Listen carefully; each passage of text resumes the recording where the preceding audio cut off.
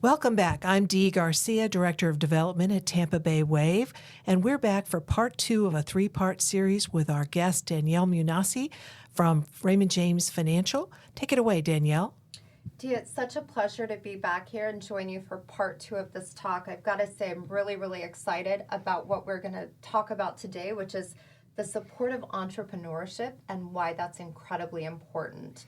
Before we dig in, just as a reminder, Danielle Munassi, I'm a first vice president of Raymond James Financial.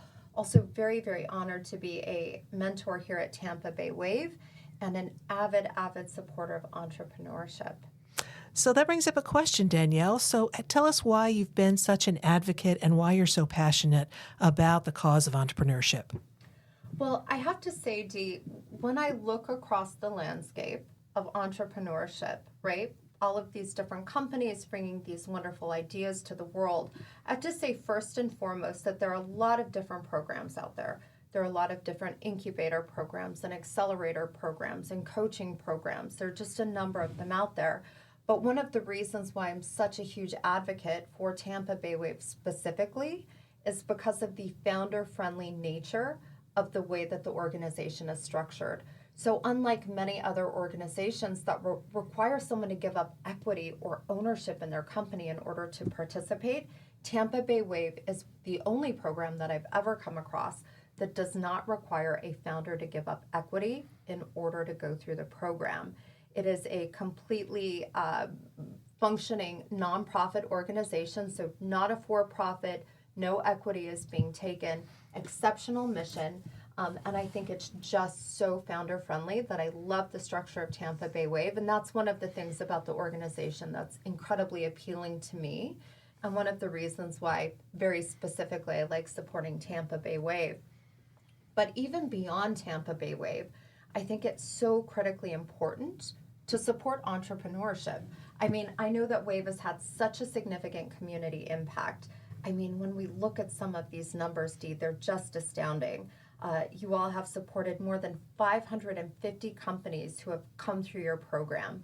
These companies have gone on to raise over $1 billion cumulatively in capital and created nearly 6,000 incredible jobs for people. So, you know, economic impact in the community and all of those other things. But when I put on my finance hat, there's another reason why I love investing in entrepreneurship. And again, specifically Tampa Bay Wave. It's because I feel like entrepreneurship aligns with my passion, so I can give there. But when I give to Tampa Bay Wave, I really feel like there's a diversification of my philanthropy.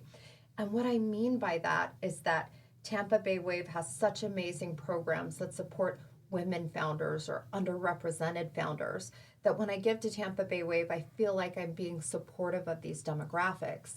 And then even beyond that, when I think about where money is going and what is the long-term impact, some of the things that the companies coming through these programs are developing are honestly life-changing and world-changing. Whether that's the latest kind of financial technology that makes finance more accessible for underrepresented groups, or transactions more seamless that save us all money, or, you know, some of my favorite companies are in the healthcare arena, where they're having impacts on everything from the hearing impaired to the sight impaired to reproductive success. So I think that by giving to an organization that supports entrepreneurship, you're supporting all of these really big, great dreamers that are creating these amazing companies that are going to go on to have a positive ripple effect on the world on a very broad scale. So it makes me very proud to do that. I never cease to be amazed by the quality and the ingenuity that I see in the entrepreneurs that come through our programs.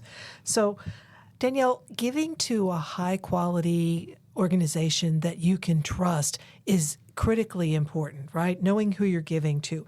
How would someone do due diligence on the organization they're considering? You know, I'm really glad that you brought that up, Dee, because I think it's something that not a lot of people think about. But just as I put on my finance hat, right?